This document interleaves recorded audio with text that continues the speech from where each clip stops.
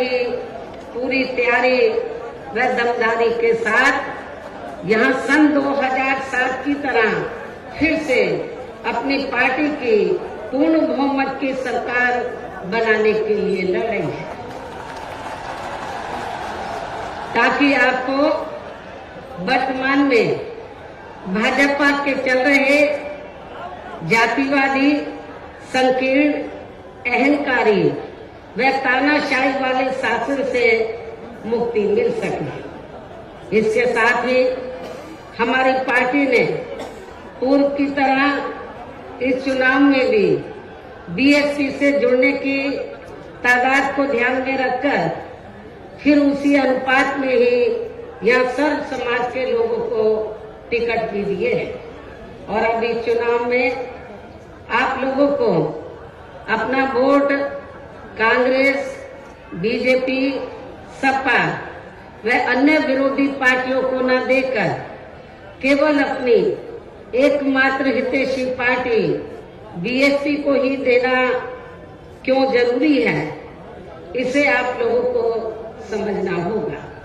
हालांकि इस संदर्भ में आप लोगों को ये मालूम है कि आजादी के बाद शुरू में काफी लंबे समय तक केंद्र व उत्तर प्रदेश सहित देश के अधिकांश राज्यों में भी कांग्रेस पार्टी की ही अकेले यहाँ सरकारें रही हैं, किंतु इनकी गलत नीतियों व गलत कार्य प्रणाली की वजह से ही अब ये पार्टी केंद्र के साथ साथ बहुत पहले ही उत्तर प्रदेश की सत्ता से भी बाहर हो गई है।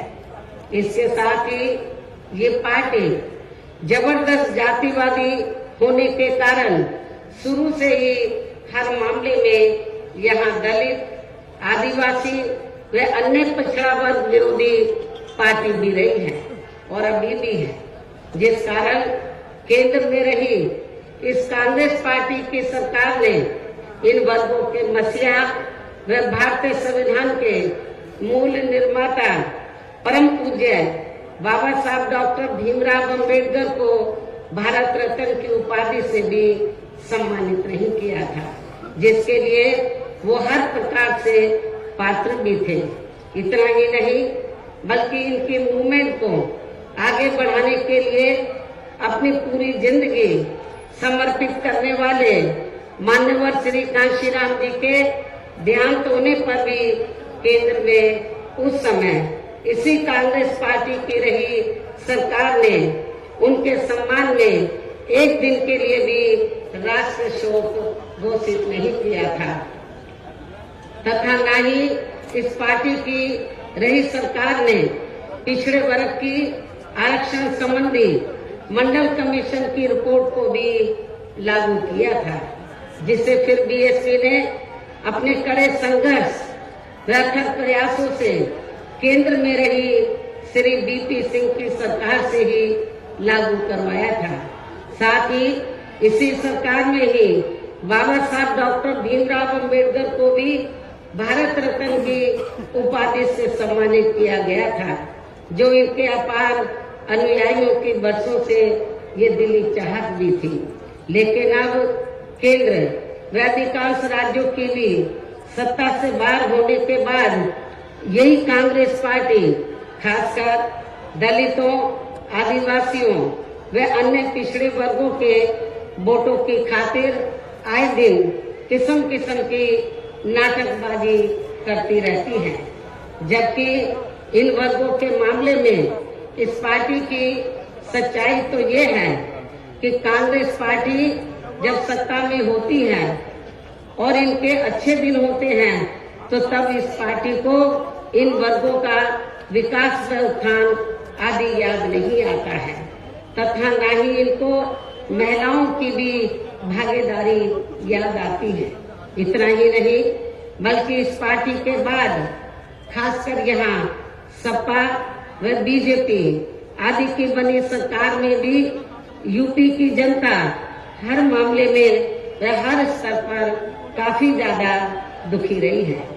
सपा की सरकार में तो अधिकांश यहाँ गुंडों, बदमाशों, माफियाओं वे अराजक तत्वों एवं सरेआम लूट खसोट करने वालों का ही राज रहा है, जिसकी खास वजह से ही इस सरकार में आए दिन यहाँ जाति व धर्म के नाम पर तनाव व दंगे आदि ही होते रहे हैं।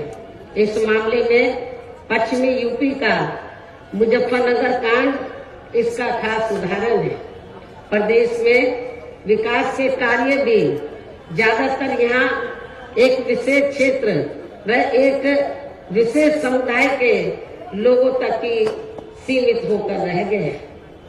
और इतना ही नहीं, सपा की सरकार के चलते दलित व अति पिछड़े वर्गों के लोगों के साथ तो हर स्तर पर सौतेला रवैया अपनाया गया है।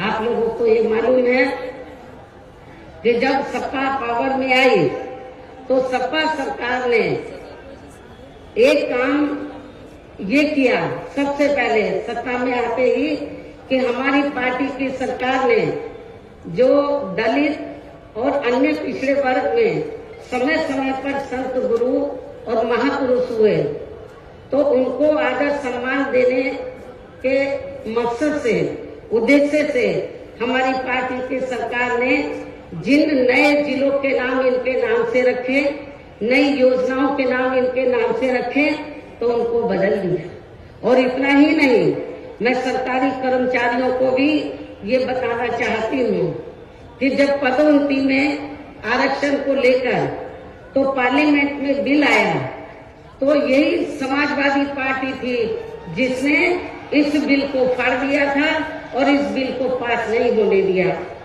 ताकि जो दलित वर्ग के लोग हैं उनको पदोन्नति में आरक्षण की सुविधा न मिल सके।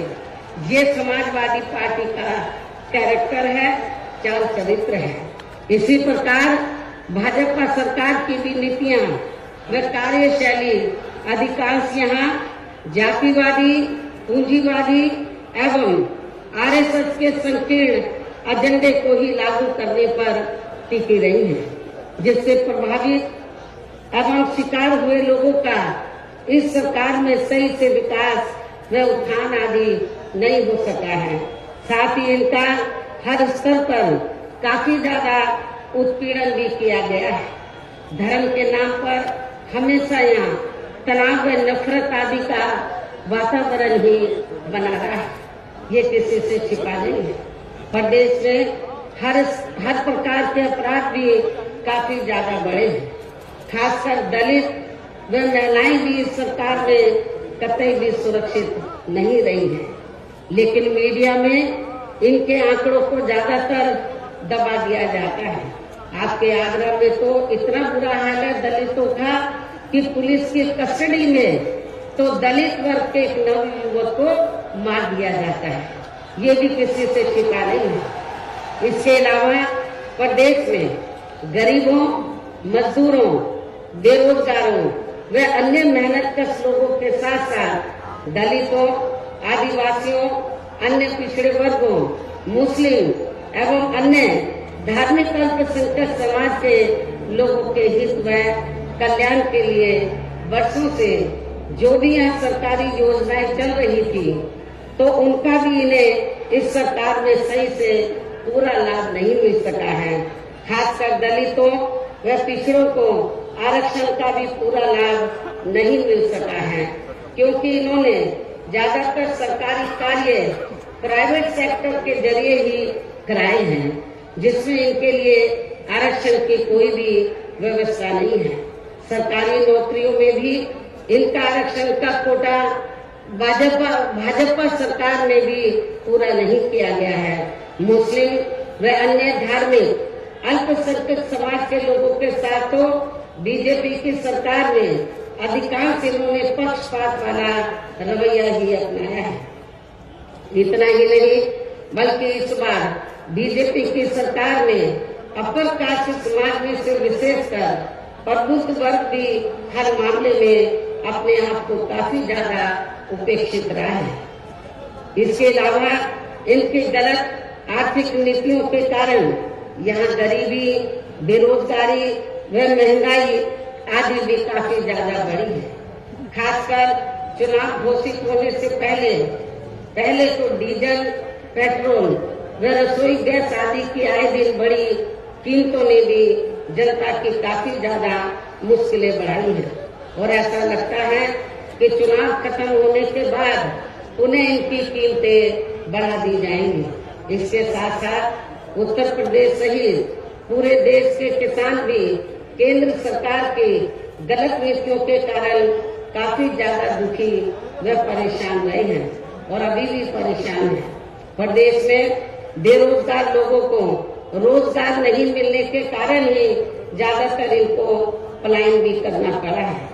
आप लोगों को ये मालूम है, आजादी के बाद कांग्रेस पार्टी लंबे अरसे तक यहाँ सत्ता में रही, लेकिन यहाँ रोटी रोटी के साधन नहीं मिलने के कारण बड़े पैमाने पर इनका पलायन हुआ। ये लोग पलायन करके चले गए और इसके साथ ही जब बीजेपी पावर में आई तो आप लोगों को मालूम है कि ये सिलसिला जारी रहा और कोरोना काल में जो लोग बाहर के राज्यों से वापिस आ गए, जब उनको रोटी रोटी के साधन नहीं मिले तो उन्हें पुनः पलायन करना पड़ा। मुजफ्फरनगर में भी बड़े पैमाने पर सपा सरकार में लोगों को पलायन करना पड़ा।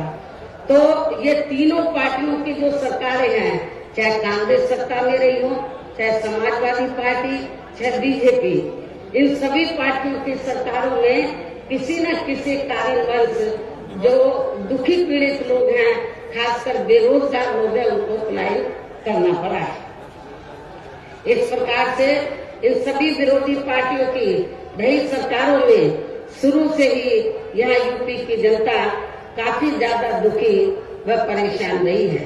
खासकर कोरोना महामारी के दौरान तो इन सभी की हालत और भी ज्यादा खराब हो गई है।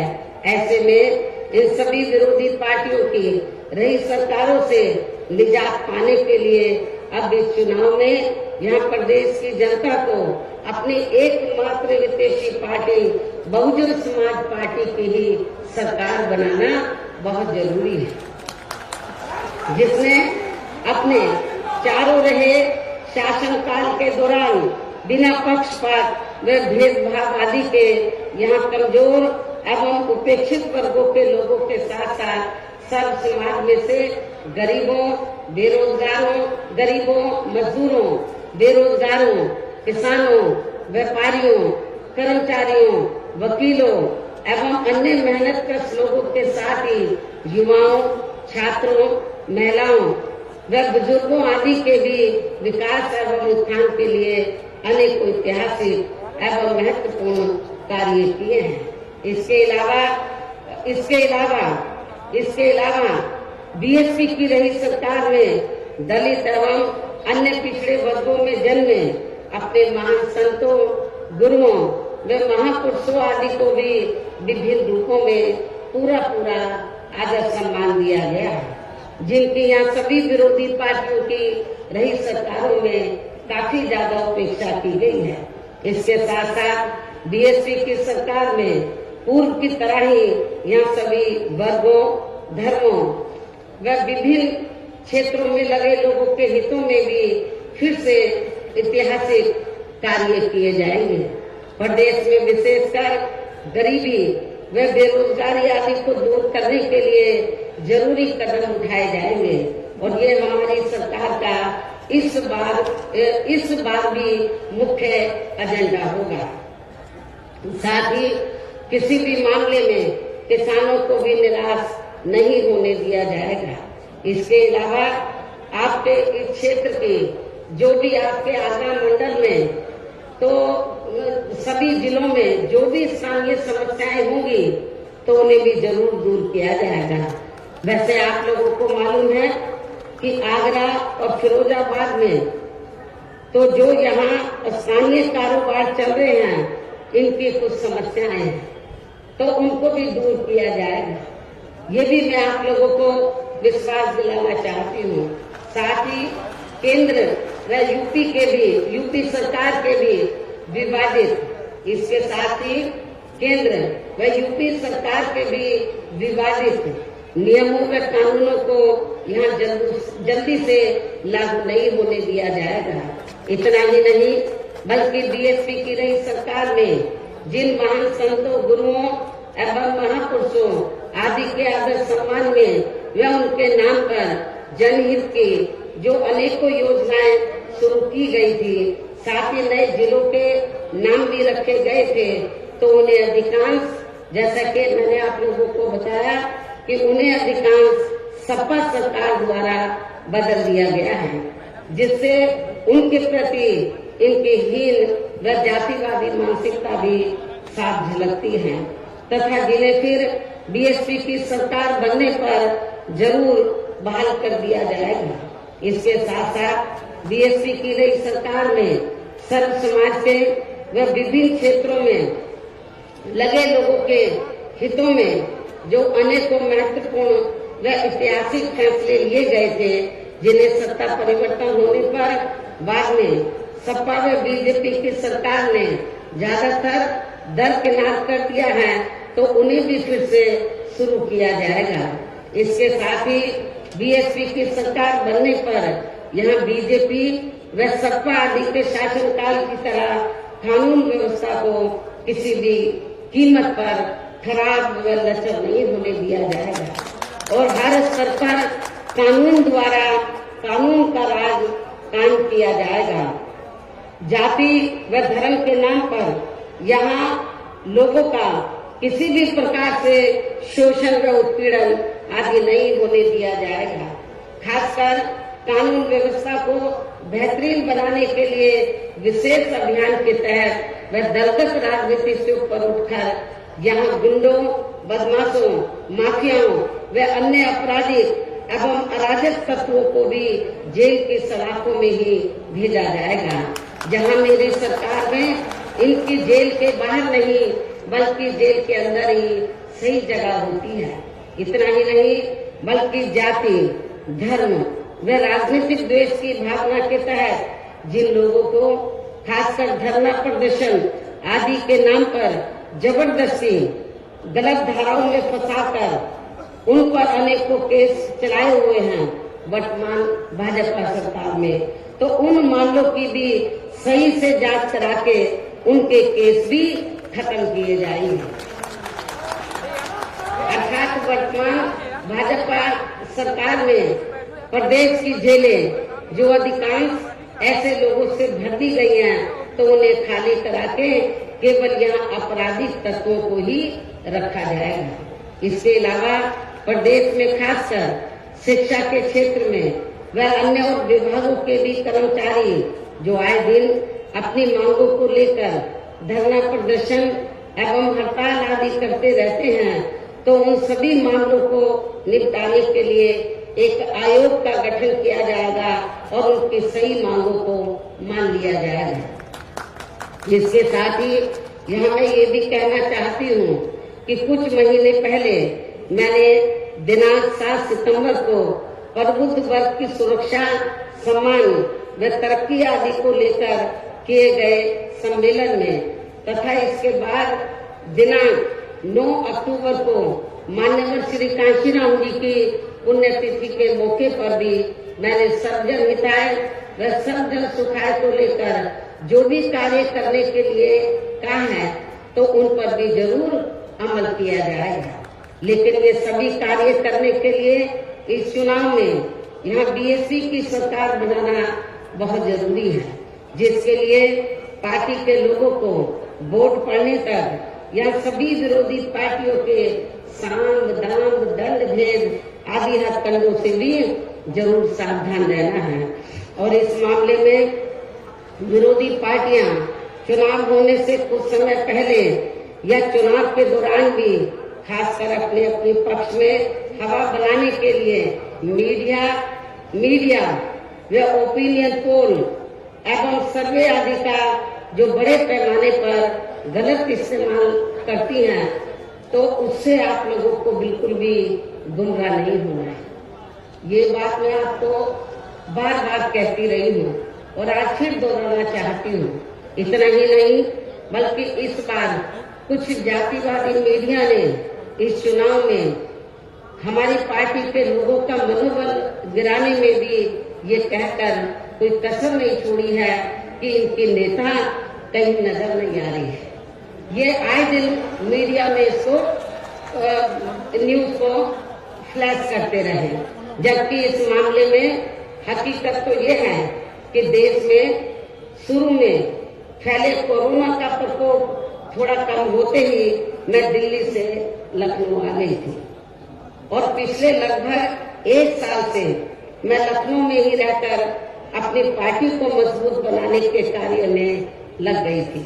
इसके साथ ही इस कार्य में यहाँ ज्यादा ध्यान देने की वजह से मैंने पिछले 1 वर्ष से बाकी राज्यों का भी कार्य लखनऊ से ही देखा है और 1 वर्ष में केवल मैं 2 दिन के लिए दिल्ली गई थी। 1 वर्ष में केवल मैं 2 दिन के लिए दिल्ली गई थी जब मेरी मदर की मृत्यु हो गई थी और इस 1 वर्ष के दौरान मैंने यहाँ पार्टी को फिर से पोलिंग बूथ स्तर पर कैडर के आधार पर यहाँ सही से खड़ा किया है। आप लोगों को मालूम है कि पहले जो कमेटियां बनी थी तो ज्यादातर फर्जी थी। केवल हमारे लोग बता देते थे, नीचे के स्तर के पदाधिकारियों को खुद जाकर कमेटी नहीं बनाते थे। इस बार मैंने सख्त निर्देश दिए कि कमेटी सही होनी चाहिए और जो बड़े बड़े पदाधिकारी हैं वो भी जाकर कमेटी बनाएंगे, ये भी मैंने कहा। तो इस एक कहने का तात्पर्य यह है कि इस 1 वर्ष के दौरान मैंने यहाँ पार्टी को फिर से पोलिंग बूथ स्तर पर कैडर के आधार पर यहाँ सही से खड़ा किया है तथा सर्व समाज के काफी नए लोगों को भी तैयार किया है। इसके साथ ही पोलिंग बूथों की कमेटियों के बनने के बाद फिर मैंने अपने ज्यादातर निवास स्थान पर ही उनकी समीक्षा बैठकें भी की है और ये कार्य खत्म होने के बाद फिर मैंने इस बार उम्मीदवारों का चयन करने के मामले में भी विशेष ध्यान दिया है, क्योंकि इस मामले में पिछले चुनाव में हमारी पार्टी के कुछ वरिष्ठ नेताओं ने जो अधिकांश दूसरी पार्टियों में चले गए हैं, उन्होंने काफी विश्वासघात किया है। पिछली बार चुनाव में उन्होंने काफी विश्वासघात किया, न जातीय समीकरण का ध्यान रखा, बल्कि सुनने में तो ये आया कि दूसरी पार्टियों के उम्मीदवारों से साठगांठ करके हमारे नेताओं ने ज्यादातर डमी कैंडिडेट खड़े कर दिए, जिसकी वजह से पिछले विधानसभा चुनाव में हमारी पार्टी का अच्छा रिजल्ट नहीं आ सका। इस चीज का मैंने विशेष ध्यान दिया इस बात की तरफ और मैंने ये फैसला लिया कि इस बार मैं ये कार्य अपनी देखरेख में खुद करूंगी। 403 विधानसभा की सीटें हैं, एक सीट पर मैं उम्मीदवार से खुद मिली अपने रेजिडेंस पर, उनका पूरा परिचय लिया तो तब मैंने उनका टिकट फाइनल किया है, ताकि पिछले चुनाव की तरह हमारे साथ कोई धोखा न हो जाए। और इसके बाद जैसे ही मैं इस कार्य से कल मैं फ्री हुई इस कार्य से, तो आज मैं अपनी पार्टी के उम्मीदवारों को जिताने की अपील करने के लिए यूपी की दलितों की खास राजधानी आगरा में आप लोगों के बीच में आ गई हूँ।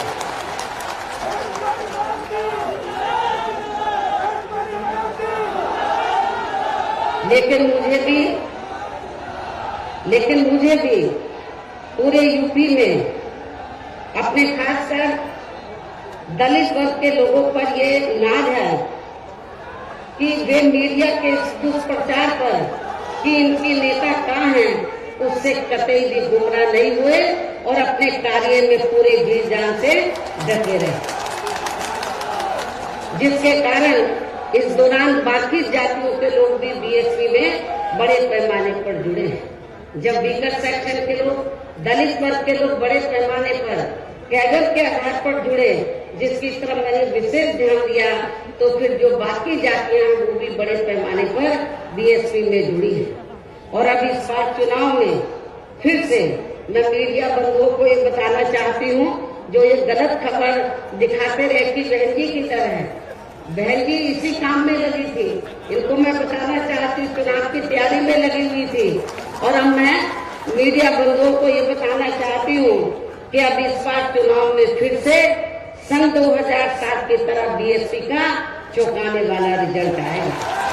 ये भी मैं मीडिया बंधुओं को बताना चाहती हूँ। आप लोगों को याद होगा कि जब सन 2007 में विधानसभा का आम चुनाव हुआ था तो उस दौरान मीडिया इस बात के चुनाव की तरह बीएसपी को कहीं आंकता नहीं था। और बीएसपी के बारे में क्या बोलता था, इनका ओपिनियन पोल, सर्वे आदि क्या बोलता था कि बीएसपी तीसरे नंबर पर रहेगी। जब रिजल्ट आया तो बीएसपी नंबर 1 पर आई और एब्सोल्यूट मेजॉरिटी की सरकार बनी।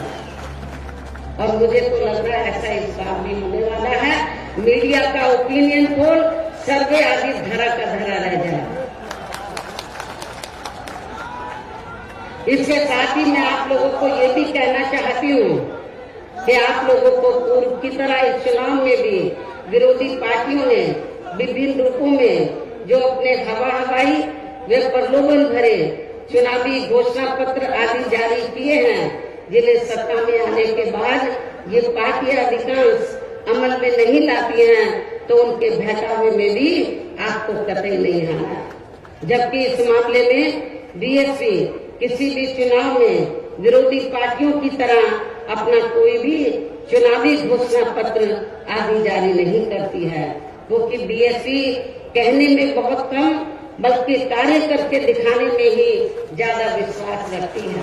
और ऐसा हमने यहाँ यूपी में अपने चारों रही सरकारों के दौरान करके भी दिखाया है। इतना ही नहीं बल्कि हमारी पार्टी के चारों रही सरकारों ने प्रदेश में बिगड़ी हुई कानून व्यवस्था को सुधारने के साथ साथ जो असंख्य के साथ साथ प्रदेश के विकास एवं आम जनहित के लिए जो असंख्य अति महत्वपूर्ण कार्य किए हैं, वो अभी तक यहाँ किसी भी विरोधी पार्टी की सरकार ने नहीं किए हैं। आपको मालूम है कि बीजेपी के लोग कहते रहते हैं हमने गरीबों को इतने मकान दिए हैं, कहीं नजर आ रहे हैं। जब मेरी सरकार थी आपके आगरे में ही बड़े पैमाने पर हमने गरीबों को फ्री मकान बनाकर दिए, वो आपको नजर आते हैं। कहाँ हैं इनके मकान? तो वो आपको बहुत कम ही नजर आएंगे। बल्कि और इतना ही नहीं, तो मैं जैसा कि आपको बताया कि हमारी सरकार ने प्रदेश के विकास एवं आम जनहित के लिए जो असंख्य अति महत्वपूर्ण कार्य किए हैं, वो अभी तक यहाँ किसी भी विरोधी पार्टी की सरकार ने नहीं किए हैं।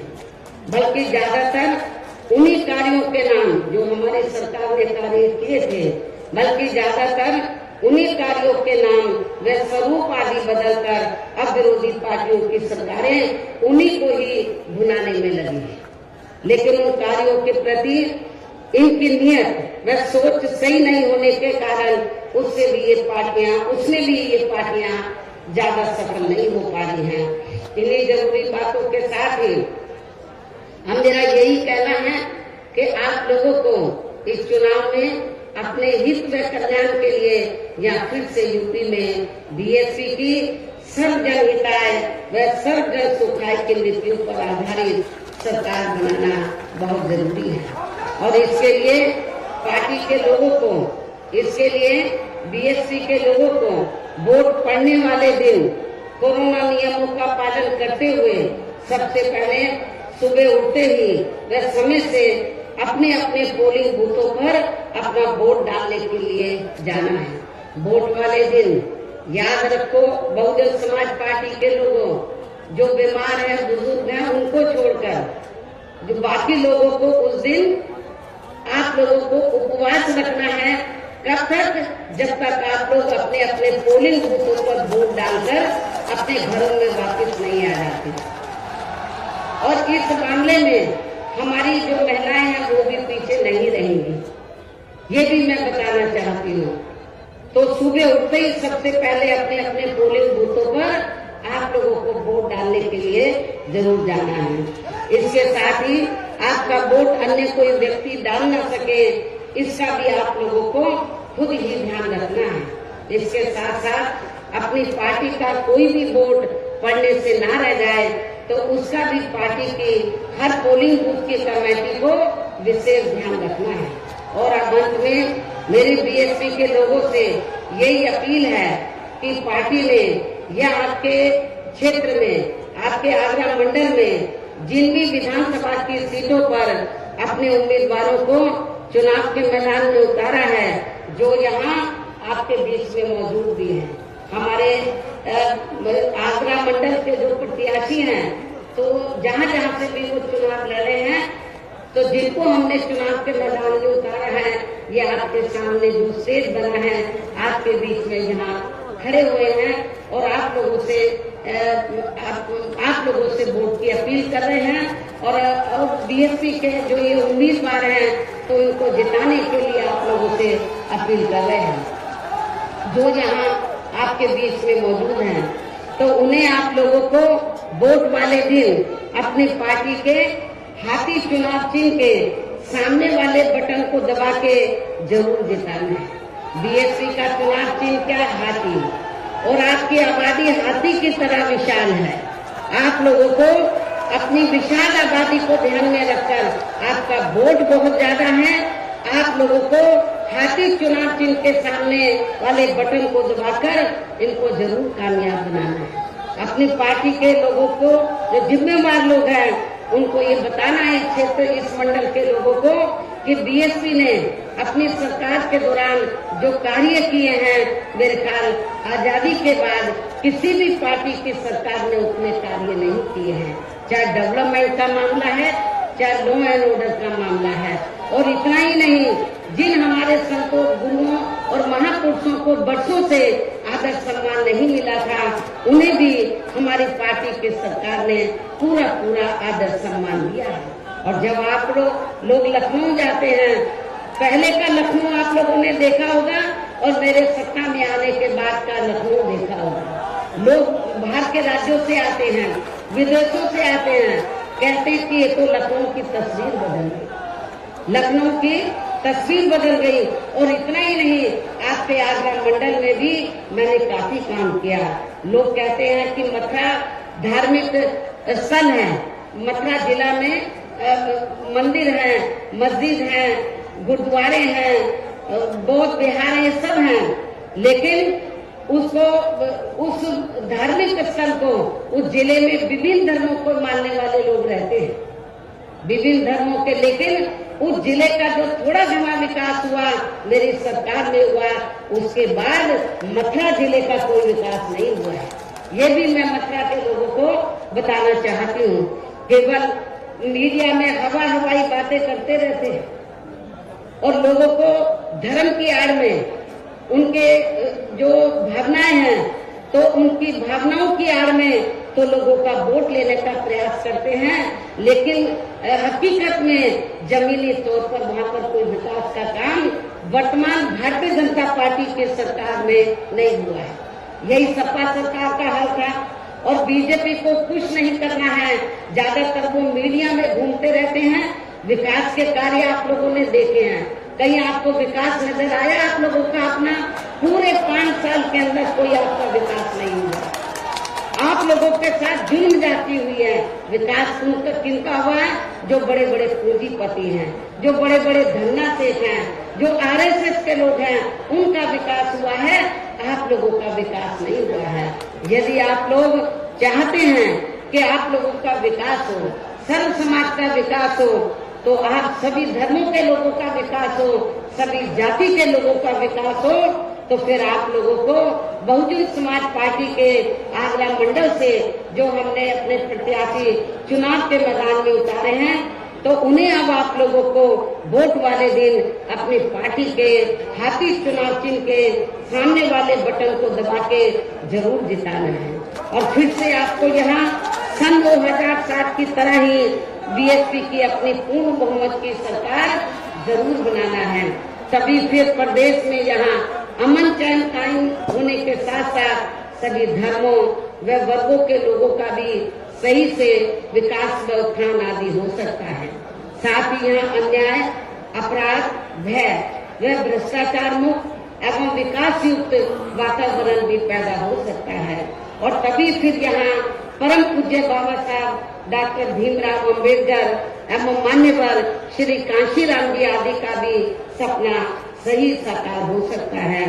और इस उम्मीद के साथ ही अब मैं यही कहना चाहूंगी, क्या कहना चाहूंगी कि अब आपको हर पोलिंग बूथ को जिताना है, बीएसपी को सत्ता में लाना है। आप लोगों को हर पोलिंग बूथ को जिताना है, बीएसपी को सत्ता में लाना है। इस विश्वास के साथ ही अब मैं पुनः अपनी पार्टी के उम्मीदवारों को जिताने की पुरजोर अपील करते हुए अपनी बात यही समाप्त करती हूँ। जय भीम, जय भारत।